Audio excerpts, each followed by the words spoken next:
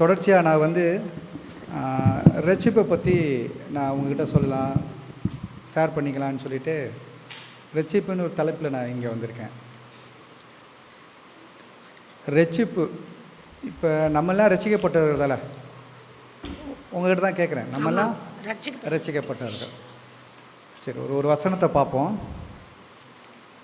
எபேசியர் 2:8, 2வது அதிகாரம் 8வது வசனம்.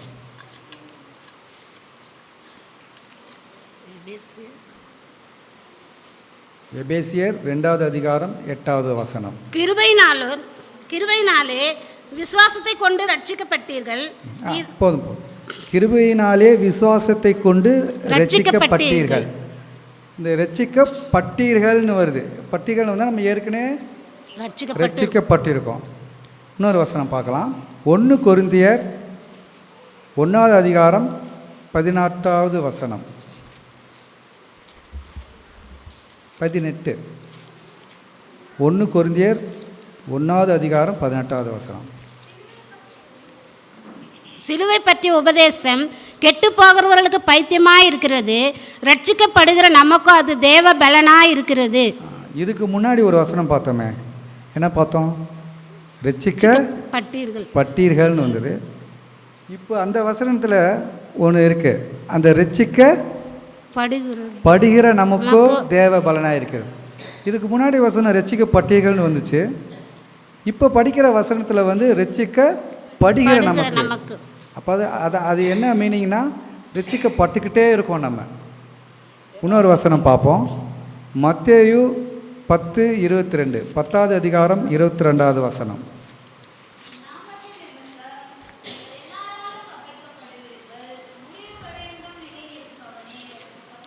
ரட்சிக்கப்படுவான். இந்த ரட்சிப்பிலே பார்த்திங்கன்னா, நம்ம ரட்சிக்கப்பட்டிருக்கோன்னு ஒரு வசனம் இருக்குது, ரட்சிக்கப்பட்டுக்கிட்டே இருப்போன்னு ஒரு வசனம் இருக்குது, ரட்சிக்கப்படுவான்ற ஒரு வசனம் இருக்குது. மறுபடியும் கேட்குறேன், நம்மெல்லாம் ரட்சிக்கப்பட்டவர்களா? இந்த ரட்சிப்பை பார்க்கறதுக்கு முன்னாடி ஒரு நிலையை பற்றி சொல்லணும் உங்களுக்கு. அதாவது தேவன் பிதா, குமாரன், பரிசுத்த ஆவி 3 நிலையில் இருக்கிறாரு. அந்த 3 நிலையுமே அவர் தனித்தனியாக செயல்பட முடியும். ஆனால் நமக்கு என்ன இருக்குது? ஒரு 3 நிலை இருக்குது. என்ன நிலை இருக்குது? 3 நிலை இருக்குது. நமக்கு என்ன நிலை இருக்குது? ஆவி, ஆத்மா, சரீரம். இந்த 3 நிலையுமே நம்ம ஒரு பட பண்ண முடியும். தனித்தனியாக அதை நம்ம செயல்படுத்த முடியாது. இந்த ஆவி, ஆத்மா, சரீரத்துக்கு பார்த்திங்களா, அதில் வச்சு தான் இந்த ரட்சிப்பு பற்றி நான் சொல்ல போகிறேன். ஆவியானது என்னென்னா, நமக்கு தேவன் கொடுத்தது. ஆதாம் எப்படி மண்ணில் அவர் உருவாக்குனாரோ, உருவாக்கிட்டு அவருக்கு தான் மூச்சை அவருக்கு கொடுக்குறாரு. அவர் ஊதுற உடனே அவருக்குள்ளே ஒரு ஆவி உள்ளே போகுது. அந்த ஆவி எப்படி இருக்குன்னா 100% அது சுத்தமானது, பியூர். அது எந்த ஒரு கரையும் இருக்காது. அதை அவர் கொடுத்தது, தேவன் கொடுத்தது எப்போவுமே அது எப்படி இருக்குன்னா, எந்த ஒரு குறையும் இல்லாமல் தான் இருக்கும். இது ஆவியில் ரட்சிக்கப்படுது. நம்ம ஒரு வசனம் பார்த்தோம் இல்லையா, ரட்சிக்கப்பட்டீர்கள்னு சொல்லிட்டு பார்த்தீங்க. அப்போ நம்ம ஆவியில் தான் நம்ம என்ன பண்ணியிருக்கோம்னா, ரட்சிக்கப்பட்டுட்டோம். நம்ம 2வது ஒரு வசனம் பார்த்தோம் இல்லையா, 1 கொரிந்தியர் 1:18, அது ரட்சிக்கப்படுகிற நமக்குன்னா ஆத்துமா. அந்த செகண்ட் வருது ஆத்துமா. இந்த ஆத்துமாவில் என்ன செய்யறோன்னா, நம்ம அடிக்கடி ரட்சிக்கப்பட்டுக்கிட்டே இருக்கணும். அதுக்காக தான் நம்ம இயேசு கிறிஸ்து இங்கே வந்தார். இந்த பூமியில் ஒரு வசனம் இருக்குது, நான் இழந்து போனதை மீட்கவும் ஆத்துமாவை ரட்சிக்கவுமே இந்த உலகத்துக்கு வந்தேன் அப்படின்னு சொல்லுவேன். அப்போ இந்த ஆத்மாவை அவர் ரட்சிக்கிறதுக்காக தான் உலகத்துக்கு வந்தார்னா, நம்ம இந்த ஆத்மாவை ரட்சிப்புக்குள்ளாக நடத்துறதுக்கு வந்தாருன்னா, இந்த ஆத்மா ரட்சிப்பு எப்படின்னா, ஒரு நாளும் நம்ம அந்த ஆத்மா ரட்சிக்கப்பட்டுக்கிட்டே இருக்கணும். அதாவது ஒரு இது நம்ம இருதயங்கள் என்ன பண்ணணும், கழுவப்பட்டுக்கிட்டே இருக்கணும். ஏன்னா நம்ம ஒரு நேரத்தில் கோபப்படுவோம், ஒரு நேரத்தில் ஆசைப்படுவோம். அதை ஒரு நேரத்தில் என்னென்னா, நமக்கு தேவனுக்கு உகந்த காரியங்கள் இல்லாத ஒரு சிலதை நம்ம சரீரம் மூலிமா செய்வோம். இந்த செய்கிறதுனால நம்ம நான் இந்த மாதிரி தப்பு பண்ணிட்டேன் அப்படின்னா, நம்ம இருதயங்கள் கழுவப்படுறதுக்கு என்னென்னா, நம்ம ஆத்மா ரட்சிக்கப்பட்டுக்கிட்டே இருக்கணும். ஒரு நாளும் அந்த ஆத்மா ரட்சிக்கப்பட்டுக்கிட்டே இருந்தால் தான் நம்ம இருதயம் சுத்தமாக இருக்கும், நம்ம நிம்மதியாக இருக்க முடியும். லாஸ்ட் ஒன்று என்னென்னா, சரீரம். இந்த சரீரமானது என்னென்னா, நம்ம ஆத்மாவை கொண்டு இந்த ஆவி இருக்கு இல்லையா, பரிசுத்தமான ஆவி இருக்கு இல்லையா, அந்த ஆவியை கொண்டும் நம்ம சரீரத்தை பரிசுத்தப்படுத்தினா கடைசி காலங்களில் வந்து அவர் வந்து நம்ம சரீரத்தை வந்து ஒரு ரட்சிப்புக்குள்ளாக மாற்றி அவர் நம்மளை வந்து மீட்பார். இந்த ரட்சிப்புன்றது எத்தனை ஸ்டேஜாக இருக்குது பார்த்தீங்களா? பாஸ்ட்லேயும் இருக்குது, ப்ரெசண்ட்லேயும் இருக்குது, ஃப்யூச்சர்லேயும் இருக்குது. இப்போ நம்ம என்ன இந்த காலகட்டத்தில் நம்ம இப்போ வாழ்ந்துக்கிட்டு இருக்கோம், நம்ம வந்து உயிரோடு இருக்கோம்னா நம்ம தினந்தேறும் ரட்சிக்கப்பட்டுக்கிட்டே இருக்கணும்னா நம்ம இருதயங்கள் கழுவப்பட்டுகிட்டே இருக்கணும். நம்ம டெய்லி ரட்சிக்கப்பட்டுகிட்டே இருந்தால் தான் நம்மளுக்கு தேவன் பரிசுத்த ஆவியானவர் கொண்டு நம்ம வழி நடத்துவார். இதில் ஒரு சின்ன ஒரு ஸ்டோரி இருக்குது. இதில் அந்த ஸ்டோரி உங்கள்கிட்ட ஷேர் பண்ணிக்க நான் ஆசைப்பட்றேன். என்னென்னா, இப்போ நான் ஏற்கனவே சொல்லியிருக்கேன், இங்கே மார்னிங் பீரியடில் சொல்லியிருக்கேன். ஒரு கருப்பு நாய், ஒரு வெள்ளை நாய். நமக்குள்ளே என்ன இருக்குன்னா, ஒரு கருப்பு நாயும் ஒரு வெள்ளை நாயும் இருக்குதுன்னு வச்சுக்கோங்களேன். அது இருக்கிறது, கருப்பு நாயோட குணம் என்னென்னா, திருடும், செருப்பு தூக்கிட்டு வேறு எங்கேயாவது போட்டுரும், அப்புறம் நமக்கு ஒபே பண்ணாது, எது சொன்னாலும் கேட்காது. அது ஒரு மாதிரி அடங்காமல் ஒரு சாத்தா மாதிரி தெரியுதுன்னு வச்சுக்கோங்களேன். ஆனால் வெள்ளை நாயோட குணம் என்னென்னா, நமக்கு ஒபே பண்ணும், நம்ம வர வெயிட் பண்ணும், நம்ம சொன்னால் தான் சாப்பிடும். இந்த மாதிரி ஒரு ஒபே பண்ணிவிட்டு 2 டாகும் வந்து நமக்குள்ளே இருக்குது, 2 நாயும் நமக்குள்ளே இருக்குது. இப்போ நம்ம இருதயத்துக்குள்ளே எந்த நாய் வந்து உயிரோடு இருக்கும் அப்படின்னு அவங்ககிட்ட கேட்குறேன். யாராவது ஒருத்தர் சொல்லலாம், பதில் சொல்லலாம். கருப்பு நாயோட குணங்களும் சொல்லிட்டேன், வெள்ளை நாயோட குணங்களும் சொல்லிட்டேன். இப்போ நம்ம கேட்குறோம், நார்மலாக கேட்குறோம், வெள்ளை நாய் எனக்குள்ளே வெள்ளை நாய் குணம் தான் இருக்கும். ஏன்னா நம்ம அதை பற்றி குணங்களை பற்றி நான் சொல்லிட்டேன், கருப்பு நாயின் குணங்களை பற்றியும் சொல்லிட்டேன். நார்மலாக என்ன நினைப்பாங்கன்னா, நமக்குள்ளே கேட்ட கொஸ்டினுக்கு வந்து ஆன்சர் வந்து எனக்குள்ளே வந்து வெள்ளை நாய் தான் எனக்குள்ளே உயிரோடு இருக்கும் அப்படின்னு. ஏன் அப்படி சொல்கிறேன்னா, அதோட குணங்கள் நமக்கு தெரிஞ்சனால. ஆனால் நமக்குள்ளே வந்து என்ன குணங்கள் இருக்குதுன்னு நமக்கு தான் தெரியும். நம்ம வந்து வெளியே எப்படி நடந்துக்கிற போகிறோன்றது வந்து நமக்கு தான் தெரியும். நமக்கு மட்டும் இல்லாமல் தேவனுக்கும் தெரியும். அதை தான் நான் கேட்டேன். இப்போ எந்த டாகு உயிரோடு இருக்குன்னா, நம்ம எந்த டாகுக்கு சோறு போட்டு வளர்க்குறோமோ அந்த டாக் தான் உயிரோடு இருக்கும். நீங்கள் அப்போ கருப்பு நாய்க்கு சோறு போட்டு வளர்த்தீங்கன்னா உங்கள் இருதயத்துக்குள்ளே கருப்பு நாய் தான் குடியிருக்கும். வெள்ளை நாய்க்கு சோறு போட்டு வளர்த்திங்கன்னா வெள்ளை நாய் தான் குடியிருக்கும். நம்ம இருதயத்தில் வந்து எதை விதைக்கிறோமோ அதுதான் நமக்கு வந்து வெளியே வரும். இதுதான் சரீர ரட்சிப்பு. சரீர ரட்சிப்புன்னு ஏன் சொல்ல வந்தேன்னா, இந்த கதை சொல்ல வந்தேன்னா, சரீர ரட்சிப்புன்றது வந்து நம்ம இருதயத்தில் நம்ம என்ன நினைக்கிறோம், நம்ம எப்படி சரீரத்தை வச்சு ஒரு கிரியை பண்ணுறோம். இப்போ சாமுவேல் பாஸ்டர் அடிக்கடி சொல்லுவாரா, பைபிள் காலேஜ் ஸ்டூடெண்ட் தான், இந்த பைபிள் காலேஜ் ஸ்டூடெண்ட் தான் நான். அதை நான் சொல்லிக்கல பெருமையாக நினைக்கிறேன். சாமுவேல் பாஸ்டர் எங்களை பைபிள் காலேஜ் டீச்சர், அவர் அடிக்கடி சொல்லுவார். மேத்யூ எதிர்த்தாப்பில் உட்காந்துருப்பார், பைபிள் காலேஜ் ஸ்டூடெண்ட்டு. மேத்யூ, உன்னை ஓங்கி அடிக்கணும் போல் இருக்குது எனக்கு அப்படின்வார். இன்னும் ஓங்கி அடிக்கணும் போல் இருக்குன்னா, ஆனால் அது என்னால் செய்ய முடியல. என்ன தோணுது, அவனை ஓங்கி அடிக்கணும்னு தோணுது, ஆனால் என்னால் வந்து அதை செய்ய முடியலன்னா அப்போ நான் எதால் தடுக்கப்படுறேன்? இந்த இதை செய்யக்கூடாதுன்னு எனக்கு உள்ள இருதயத்துக்குள்ளே ஒரு ஒரு ஒரு ஒரு எண்ணம் வருது. ஏன் அது செய்ய முடியல என்னாலனா, உனக்குள்ளே பரிசுத்த ஆவியானவர் இருந்துட்டு இதை செய்யக்கூடாதுன்னு உனக்கு உணர்த்துறார். அந்த உணர்த்துதல் தான் அந்த வந்து அந்த கிரியை செய்ய முடியாது.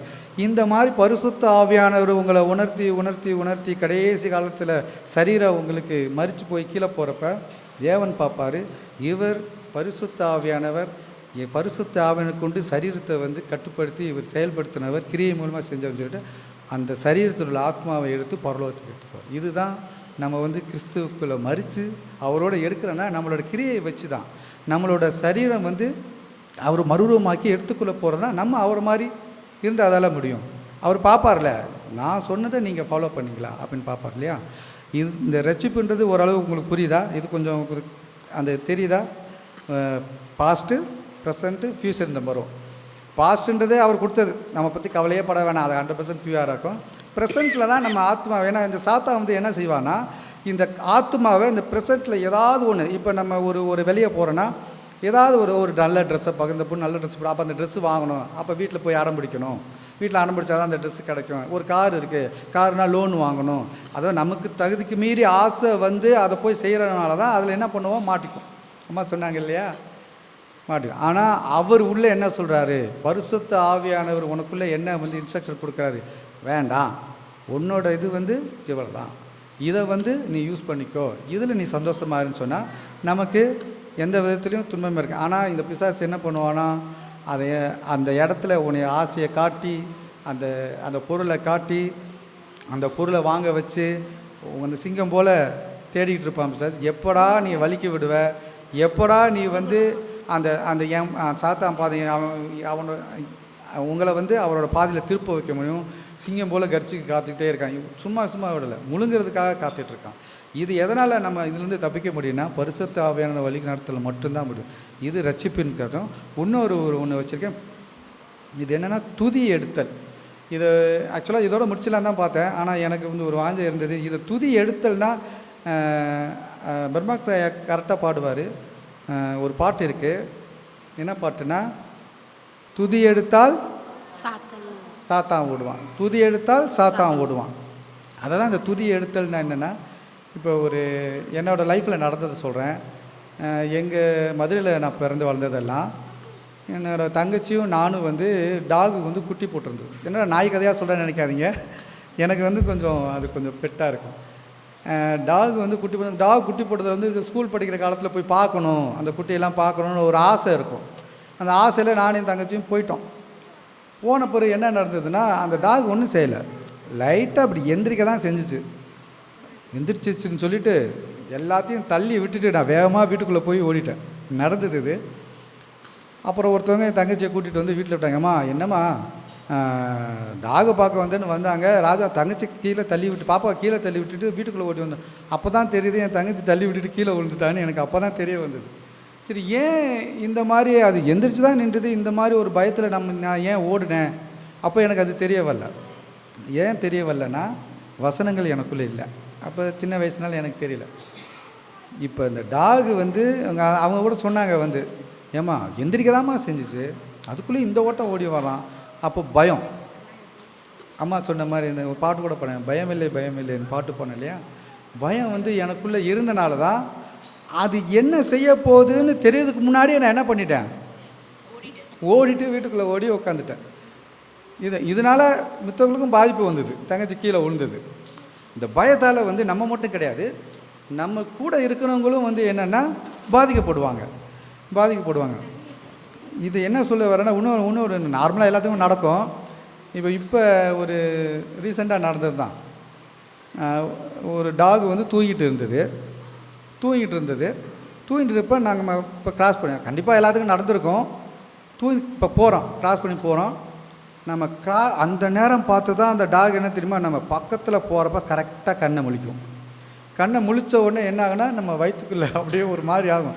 என்னடா கண்ணை முழிச்சிருச்சே, இதை கிராஸ் பண்ணி போவோமா, இல்லைன்னா இப்படியே திரும்பி போயிடுவோமா, இல்லை அந்த கிராஸ் பண்ணி போகக்கூடிய பயம் இல்லாமல் அப்படி பயத்தை வரவழைக்காமல் ஓகே நம்ம போயிடலாம், அது என்ன தான் செய்யுதுன்னு பார்ப்போம்னு சொல்லிட்டு கிராஸ் பண்ணி போனோன்னா, அப்போ அது நம்மளை பார்த்து என்ன பண்ணுன்னா லைட்டாக எந்திரிச்ச உடனே என்ன, அப்போ நம்ம ஓட ரெடி ஆயிடுவோம். ஓகே நம்மளும் இந்த டாகு ஏதோ பண்ண போகுது அப்படின்னு ஓட ரெடி ஆகிருப்போம். லைட்டாக தான் குலைச்சிருக்கோம், ஏன்னா அதோட ஏரியாவுக்கு வந்துட்டோன்னு சொல்லிட்டு லைட்டாக தான் குலைச்சிருக்கோம். நான் ஓடின மாதிரி எல்லாம் ஓடி போய் எங்கேயாவது ஒளிஞ்சுக்குவோம். இந்த பயம் ஏன் வருதுன்னா, இந்த பயம் நமக்குள்ளே வந்து என்ன, அதை வந்து ஹேண்டில் பண்ண முடியலை.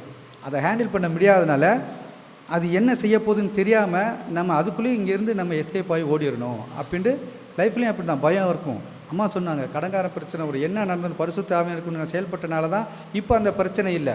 அந்த பயத்தை எப்படி மேற்கொள்ளணும்னு நமக்கு தெரியணும். அந்த இடத்துல வந்து அந்த அந்த அந்த அந்த பிரச்சனையை எப்படி நம்ம ஃபேஸ் பண்ணணும்னு நமக்கு தெரியணும். அது தெரிஞ்சால் பயம் இல்லாமல் இருந்தால் மட்டும்தான் அந்த பிரச்சனையை ஃபேஸ் பண்ண முடியும். ரெண்டாவது, இப்போ அந்த பயந்தோம் இல்லையா, நம்ம நார்மலாக பார்த்துருப்பீங்க, நம்ம வாக்கிங் போகிறவங்கல்ல திருவிழா ஃப்ளாட்ஸில் எல்லாம் வாக்கிங் போவாங்க, கையில் ஒரு ஸ்டிக்கு வச்சுட்டு போவாங்க, பார்த்துருக்கீங்களா? ஆனால் டாக்லாம் இருக்காது, நார்மலாகவே ஸ்டிக்கு வச்சுட்டு போவாங்க கையில். நார்மலாக ஸ்டிக்கு வச்சுட்டு போவாங்க. நான் எனக்கு ரொம்ப யோசனை, எதுக்கு டாகு தான் கூட்டிகிட்டு வரல, இவங்க எதுக்கு கையில் கம்பை வச்சுட்டு போகிறாங்க அப்படின்னு பார்த்தா அப்புறம் தான் தெரிய வந்தது, இந்த நாய்கள் ஸ்ட்ரீட் டாக்லாம் என்னன்னு செய்யணும்னா கம்பை பார்த்தா தான் என்ன செய்யுமா, ஓடிடும். நீங்கள் நார்மலாக போனீங்கன்னா உங்களை பயன்படுத்தும். இந்த கம்பை பார்த்தவொடனே ஓடிடும் நாய். இந்த கம்பை பார்த்தவொடனே ஏன் ஓடுது, இந்த ஸ்ட்ரீட் டாக் கம்பை பார்த்தவொடனே ஏன் ஓடுது? கையில் உள்ள பெரிய கம்பு வச்சுருக்காங்க, நமக்கு ஒரு தைரியம் இருக்கும், என்ன தைரியம் இருக்குன்னா நம்ம கையில் கம்பு இருக்குது. அப்போ அந்த டாக் வந்ததுனாலும் நமக்கு பயம் இருக்காது. நம்ம இந்த கம்பை பார்த்து ஓடிடுவோம். அதுக்கு ஒரு பயம். இவன் கையில் கம்பு வச்சுருக்கான், இவன் ஏதாவது செஞ்சுருவானோ, நம்ம இப்படி தான் செஞ்சுருப்போம், அது விழுந்தடிச்சு ஓடும். இதை தான் நான் சொல்ல வரேன், துதி எடுத்தல்னு. நம்ம கையில் வந்து கம்பு வாக்கிங் போகிறவங்க வச்சுக்க மாதிரி நம்ம கையில் ஒரு துதி இருந்ததுன்னா, நம்ம கையில் துதி எடுத்தோன்னா, அதான் ஐயா அழகாக பாடினார், துதி எடுத்தால் சாத்தான் ஓடுவான். நமக்கு இது நடக்கிறது எல்லா ரீசனுக்கும் வந்து சாத்தான் தான் காரணம். ஏன்னா நான் முதல் சொன்ன மாதிரி ஆவியிலே பரிசுத்தமாக இருக்கிற நம்ம ஆத்மாவில் வந்து அப்பப்போ வந்து ஒரு பரிசுத்த குறைவாக இருக்கிற நம்ம அந்த பரிசுத்தமான ஆவியை கொண்டு ஆத்மாவை சரீர பிரகாரம் நம்ம வழி நடத்தணும்னா அப்போ அந்த துதி நமக்கு கண்டிப்பாக தேவை. இந்த துதியை எடுத்தால் மட்டும்தான், இந்த துதியை எடுக்க ஸ்டிக்கு மாதிரி இந்த துதியை எடுத்துகிட்டு எப்போவுமே நம்ம இருந்தோன்னா நம்ம டாகை பார்த்தும் பயப்பட கிடையாது, சாத்தானை பார்த்தும் பயப்பட தேவையில்லை. வேறு எந்த பிரச்சனை சாத்தான் கொடுத்தாலும் நம்ம பயப்படாமல் நம்ம பரிசுத்த ஆவியினர் கொண்டு நம்ம லைஃப்பை வழி நடத்தலாம். லாஸ்ட் ஒன் முடிச்சிடுறேன். இயேசு பிரிந்திருக்கிறாரா? இது வந்து ஒரு மார்னிங் தான் பைபிள் படிச்சுட்டு இருக்கிறப்பமா எனக்கு மார்னிங் இயேசு பிரிந்திருக்கிறாரா அப்படின்னு பவுல் வந்து கொரிந்தியர் சபையை பார்த்து கேட்குறாரு. இதே மொட்டை இயேசு பிரிந்திருக்கிறாரான்னு சொல்லிட்டு ஏன் இந்த வார்த்தை வரணும் அப்படின்னு சொல்லிட்டு நான் உள்ள பைபிள் படிக்கிறப்ப 1 கொரிந்தியர் 1வது அதிகாரம் 12வது வசனம்.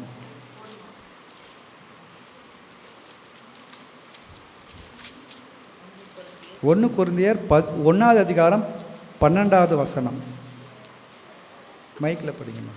உங்களில் சிலர் நான் பவுலை சேர்ந்தவன் என்றும், நான் அப்போலாவை சேர்ந்தவன் என்றும், நான் கேபாவை சேர்ந்தவன் என்றும், நான் கிறிஸ்துவை சேர்ந்தவன் என்றும் சொல்லுகிறபடியால் நான் இப்படி சொல்லுகிறேன்.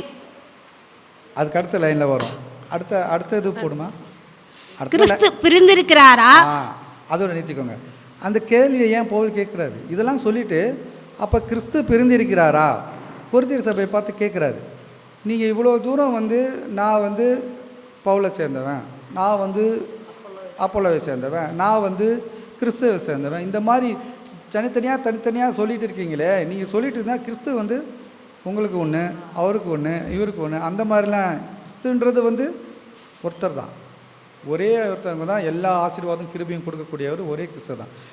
நீங்கள் தனித்தனியாக நீங்கள் செயல்பட்டீங்கன்னா கிறிஸ்துவானவர் பிரிந்து இருக்க மாட்டார். அவர் ஒரே காரியத்தை தான் செய்வார். அவரை விசுவாசித்தா அவர் ஆசீர்வாதம் கொடுப்பார், அவர் கிருபையை கொடுப்பார், எல்லாத்தையும் கொடுப்பார்.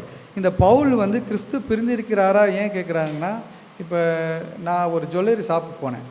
ஜுவல்லரி ஷாப் போகிறப்ப அங்கே என்ன போட்டோன்னா, இந்த என்னது திருப்பதி வெங்கடாச்சலபதி சாமி வச்சுருந்தாங்க. உள்ளே பார்த்தா அது எவ்வளோன்னு கேட்டால் 2 கோடி ரூபான்னாரு. எனக்கெல்லாம் தலைலாம் சுற்றிருச்சு. இவ்வளோ தான் இருக்குது, 2 கோடி ரூபான்னாரு. 2 கோடி ரூபாயில் வந்து உள்ள டைமண்ட் இருக்குது, நகை இருக்குது, என்னென்னமோ பண்ணி பயங்கரமாக இழைச்சிருக்காரு. இந்த 2 கோடி ரூபாய் வந்து இங்கே வச்சுருக்கீங்களே அப்படின்னா, ஆமாம் இது வந்து திருப்பதி வெங்கடாச்சலபதி எனக்கு வந்து நிறையா செஞ்சுருக்காரு, கொடுப்பாருன்னு சொல்லிட்டு அந்த ஓனர் சொல்கிறார். அதே இதில் எங்கள் ஆஃபீஸ் பக்கம் வந்தேன். ஒரு சின்ன செங்கல் வச்சு அதுக்கு மேலே ஒரு பூ வச்சுருக்காங்க. பூ வச்சு 2-3 கோடு போட்டு மஞ்சள் வச்சு குங்குமம் வச்சுருக்காங்க. நான் இங்கே வந்து பார்த்தேன், இது என்னது அப்படின்னு. நான் ஆக்சுவலி தெரியும், நான் கிறிஸ்டின் தெரியும், அதனால் கேட்குறேன். இது என் கூட வந்தவருக்கு சொல்கிறேன், இது என்ன சார், இது என்னது ஆக்சுவலாக அப்படின்னா, இதுவும் சாமி தான். இது செங்கல் இருக்குது, மேலே பூ வச்சுருக்காங்க, ஒரு சிலலாம் வச்சுருக்காங்க அப்படின்னு. இதுவும் சாமியா? அப்போ என்ன சார் அவ்வளோ 2 கோடி ரூபாய்க்கு போட்டு அவ்வளோ பண்ணி வச்சுருக்காரு, அதுவும் சாமின்றீங்க, செங்கலை வச்சு ஒருத்தர் இதுவும் சாமின்றீங்க, இப்போ எதை சாமியா நீங்கள் கூப்பிட்றத நாங்கள் நினைக்கிறது அப்படின்னு கேட்டவுடனே அவர் ஒன்றுமே பேசலை, ரொம்ப அமைதியாக இருந்தார். இல்லை இது வந்து அவங்கவுங்களுக்குரிய விசுவாசத்தை பொறுத்து. அவர் வாயிலத்தே விசுவாசம்னு அந்த வார்த்தை தான், எப்படி தான் அந்த வாயிலேருந்து அந்த வார்த்தை வந்ததுன்னு தெரியல. விசுவாசத்தை பொறுத்து அவங்க பணக்காரங்களாக இருக்கிறாங்க, ஜுவல்லரி ஷாப் வச்சுருக்காங்க, அவங்க அந்த மாதிரி இருக்காங்க. இவங்க கொஞ்சம் பணம் குறைபாடு இருக்கனால இவங்க செங்கலை வச்சு கும்பிட்றாங்க, அவ்வளோதான் வித்தியாசம். அப்போ எல்லாம் ஒன்று தானே. அப்போ அந்த கடவுள் வந்து அங்கே ஒன்று, இங்கே செங்கல் வச்சு கும்பிட்றதுக்கு ஒன்று அப்படின்னு கிரியை செய்வாரா அப்படின்னு கேட்டேனா? இல்லை, அவங்கவுங்க இருதயத்தை பொறுத்து தான் விசாரித்தேன். இதை தான் நம்ம பைபிள் சொல்லுது. என்ன சொல்கிறேன்னா, கர்த்தர் வந்து இயேசுவான வந்து உங்கள் இருதயத்தை தான் பார்க்குறார். நீ 2 கோடி ரூபாய்க்கு போட்டு இழைச்சி சாமி படம் வச்சாலும் சரி, செங்கல்ல வச்சு கும்பிடாலும் சரி, உன்னோட இருதயம் எப்படி இருக்குது, நீ அந்த இருதயத்தில் என்ன நினைக்கிற, நீ அந்த இருதயத்தில் எப்படி வந்து செயல்பட போகிறேன்னு சொல்லி பார்த்து தான் உனக்கு கிருபை கொடுப்பாரு, ஆசீர்வாதம் கொடுப்பாரு, எல்லாமே கொடுப்பாரு. இருதயத்தை வச்சு தான் எல்லாம். பைபிளில் ஒரு மூல வசனம் இருக்குது, உங்களிடத்தில் நீங்கள் அன்பு செய்வது போல பிறரிடத்தில் நான் அன்பு செலுத்தணும். அதை தான் என்னோட மூல வசனமாக எடுத்து நான் போயிட்டு இருக்கேன். அவங்க இந்துனாலும் சரி, முஸ்லீம்னாலும் சரி, ஏழையானாலும் சரி, பணக்காரனாலும் சரி, என் மீது நான் எப்படி அன்பு செலுத்துகிறேனோ அதே மாதிரி அவங்க மீது நான் அன்பு செலுத்துகிறேன்னா அவங்க பார்ப்பாங்க, இவனால் எப்படி முடியுது இது, அப்போ இவங்க என்ன பண்ணுறாங்க, இவங்க எங்கே போகிறாங்க, நம்ம வாழ்ந்து காட்டணுங்க, வாழ்ந்து காட்டணும். நான் சர்ச்சுக்கு போகிறப்ப அவங்க கேட்டாங்க, இவங்க எங்கே போகிறாங்க சண்டே, இப்போ கூட ஃப்ளாட்ஸ்லேருந்து தான் வந்தோம், எல்லாம் மூடிட்டு தூங்கிட்டு எல்லாம் இருப்பாங்க, நாங்கள் மட்டும் விழுந்தடிச்சு கிளம்பி ஓடி வந்தோமா, எங்கே போகிறாங்க இவங்க, சண்டே வந்து இவ்வளோ ஃப்ரீயான டைம், சண்டே ஒரு நாள் தான் உங்களுக்கு ரெஸ்ட் இருக்குது, அந்த சண்டேயும் வந்து ரெஸ்ட் எடுக்காமல் இவங்க எங்கேயோ ஓடுறாங்களே அப்படின்னா பின்னாடியே வர வைக்கணுங்க, அவங்கள பின்னாடியே வர வச்சு சர்ச்சுக்குள்ளே வரைக்கணும். இதுதான் வாழ்ந்து காட்டுறது. வாழ்ந்து காட்டி நீங்கள் எவ்வளோ சொன்னாலும் அவங்க கேட்க மாட்டாங்க. நீங்கள் வாழ்ந்து காட்டி நீங்கள் நல்லா இருக்கீங்க, நீங்கள் ஆசீர்வாதத்தோடு இருக்கீங்க, உங்களுக்கு இயேசு கிறிஸ்துவான கர்த்தர் உங்களுக்கு ஒரு குறையும் வைக்கல, இரட்டத்தலையான ஆசீர்வாதத்தை உங்களுக்கு கொடுத்துருக்காருன்னு அவங்க பார்க்க பார்க்க பார்க்க, அதான் சுற்றி உள்ள கண்கள் உன்னை பார்க்குன்னு சொல்கிறப்ப அந்த அவங்க வந்து நீங்கள் சொல்லாமே ஆட்டோமேட்டிக்காக அவங்க கூட வந்து சர்ச்சில் இந்த சேரில் வந்து உட்காரும். நம்ம வாழ்ந்து காட்டி தான் அதை செய்ய முடியும். அது நாங்கள் எங்கள் ஃபேமிலியை ரொம்ப நம்புகிறோம். எங்கள் கொடுத்த வாக்குத்தத்தம் என்னென்னா, நானும் என் வீட்டாரும் உண்மையே சேவிப்போம். இதை தான் எடுத்து நாங்கள் செயல்பட்டுருக்கோம். அதனால தான் எங்களுக்கு இவ்வளோ ஆசீர்வாதம். எங்களுக்கு எவ்வளோ ஆசீர்வாதம் கிடச்சி நான் ஏற்கனவே சாட்சியாக சொல்லியிருக்கேன். அதனால் கர்த்தரை நம்புவோம், கர்த்தரை விசுவாசிப்போம், இயேசு கிறிஸ்து அவர் சொன்ன போதனைகளை ஃபாலோ பண்ணுவோம். நம்ம ஆட்டோமேட்டிக்காக அம்மா சொன்ன மாதிரி பயம் இல்லைன்னா எல்லாமே கொடுப்பார். அவர் வந்து கொடுக்குற தேவன். அவர் வந்து எப்படின்னா, இந்த கொஞ்சமாக போதும் அப்படிலாம் அமுக்கி குலுக்கி அந்த வசனம் சொல்ல சொன்னீங்களே, இப்போ தான் எனக்கு அந்த வசனம் ஞாபகம். அமுக்கி கொடுக்கறதுக்கு மட்டும் கிடையாது, நீங்கள் கொடுக்குறன உடனே பணம்னு நினச்சிடாதீங்க. இப்போ கொடுத்த உடனே பணம்னு நினச்சிடாதீங்க. நம்ம இருதயத்தை தான் அவர் கொடுக்கணும். இருதயத்தை கொடுத்துட்டா அவர் என்ன, ஆனால் ஆக்சுவலாக அவர் இருதயத்தை கொடுத்துட்டாலே வேறு எந்த ஆசையும் வராது நமக்கு. ஏன்னா அவரை நோக்கி நம்ம போக ஆரம்பிச்சிடும். உங்களுக்கு எல்லாத்தையும் அவர் செய்வார். அமுக்கி குலுக்கி ரத்தத்தில் என்ன இன்னும் நீங்கள் நினச்சி பார்க்காத அளவுக்கு அவர் வந்து உங்களுக்கு காரியங்கள் செய்வார், கிருபை செய்வார். நம்ம யோசிச்சே பார்த்துக்க மாட்டோம், இது நம்ம கிடைக்குமான்னு நினச்சிட்டு இருந்தோம். ஆனால் இதை விட உதாரணத்துக்கு நாங்கள் வாடகை வீட்டுக்கு, உதாரணத்துக்கு சாட்சி சொல்லிடுறேனே, நிறைய பேர் கேட்டுருக்க மாட்டேங்க. நாங்கள் ஆக்சுவலாக அந்த வீட்டிலேருந்து வாடகை வீட்டுக்கு தான் போகணுன்னு நினச்சிட்டு நாங்கள் அந்த பிளாட்டில் போய் பார்த்தோம். ஆனால் கர்த்தர் என்னென்னா 72 லட்சம் ரூபாய்க்கு அந்த வீடை வாங்குறதுக்கு கிருபை கொடுத்தாரு, தைரியத்தை கொடுத்தாரு. பயந்துட்டு வேணாம் வாங்க வேணாம் சொல்லலை. அம்மா நீங்கள் சொன்னோடனே எனக்கு அதான் நான் வந்து இல்லை, இதுதான் எனக்கு காமிச்சார். இந்த அடையாளம் பட்டு தான் என்னோடய அடையாளம் திகர போகுது. நான் இந்த அடையாளம் பட்டில் தான் கர்த்தருடைய வசனத்தை வந்து சொல்ல போகிறேன் அப்படின்னு நான் ஒரு மனசில் அந்த வாஞ்சை வந்த ஒன்று தான் எல்லாமே அமைஞ்சிது. லோன்லேருந்து எல்லாம் ஹெல்ப் பண்ணாங்க. என்கிட்ட ஒரு பைசா, அம்மா சொன்ன மாதிரி ஒரு பைசா இல்லை, 5000 ரூபா தான் இருந்தது. அந்த மாதம் 5000 ரூபா தான் இருந்தது. அந்த 5000 ரூபா வச்சுக்கிட்டு தான் நாங்கள் என்ன பண்ணோன்னா, இங்கே போகிறது வெளியே போகிறது வெளியே வருது எல்லாம் செஞ்சோம். இங்கே மச்சான் ஃப்ரெண்ட்ஸ் ஹெல்ப் பண்ணாங்க. ஒருத்தர் வந்து ஒன்றுமே இல்லை, எதுவுமே இல்லாமல் 20 லட்சம் வேணுமா ராஜான்னு கேட்டாங்க.